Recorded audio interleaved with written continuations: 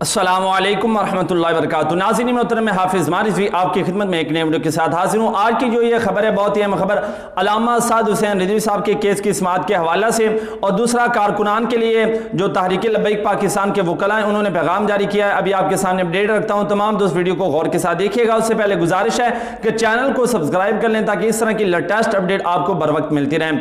تو ناظرین محترم، ویڈیو کو آگے لے کر جاتے ہیں۔ آپ تمام حضرات جانتے ہیں کہ علامہ سعد حسین رضوی صاحب کی ناجائز نظر بندی کے خلاف وکلاء نے کورٹ کے اندر رٹ دائر کی تھی، اور اس کیس کی سماعت جو ہے وہ پہلے شمس محمود مرزا صاحب ان کے پاس گئی، انہوں نے سماعت نہیں کی۔ پھر اس کے بعد جو ہے وہ شان گل صاحب انجز صاحب کے پاس جو ہے اس کیس کی سماعت کی، انہوں نے بھی سماعت کرنے سے انکار کر دیا، سماعت نہیں کی۔ پھر انہوں نے ندیم طارق جو جج صاحب تھے ان کی طرف یہ کیس کیا تھا، اور انہوں نے کہا تھا کہ یہ کیس کی سماعت کریں گے۔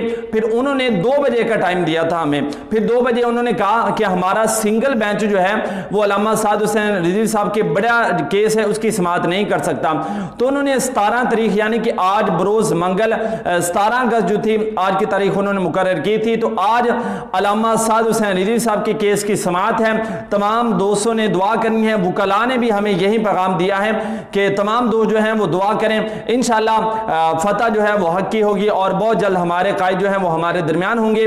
اور آپ جانتے ہیں کہ افغانستان والا معاملہ آپ کے سامنے ہے، ٹھیک ہے، انہوں نے 20 سال وہ لگے رہے، جد و جہد انہوں نے کی، آخر کار ان کی محنتیں رنگ لے آئے۔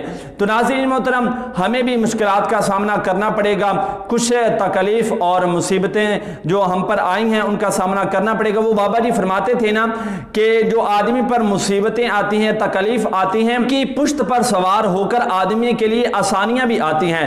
تو یہ مصیبتیں اگر ہم پر مسلط ہو رہی ہیں تو انشاءاللہ ان کے اوپر ہمارے لیے آسانیاں بھی ہیں، تو وہ وقت دور نہیں، انشاءاللہ ہم پاکستان کے اندر نظام مصطفیٰ قائم کریں گے۔ اور ایک اور بات پہلے بھی سوال ہوا تھا، میں نے کہا کہ اس ویڈیو کے اندر اب اس کا سوال کرنے سے پہلے جواب دے دیا جائے۔ کارکنان یہ سمجھتے ہیں کہ آج علامہ سعد حسین رضوی صاحب کا جو ہے ان کی پیشی ہے، انہوں نے خود جو ہے وہ کورٹ کے اندر جانا ہے۔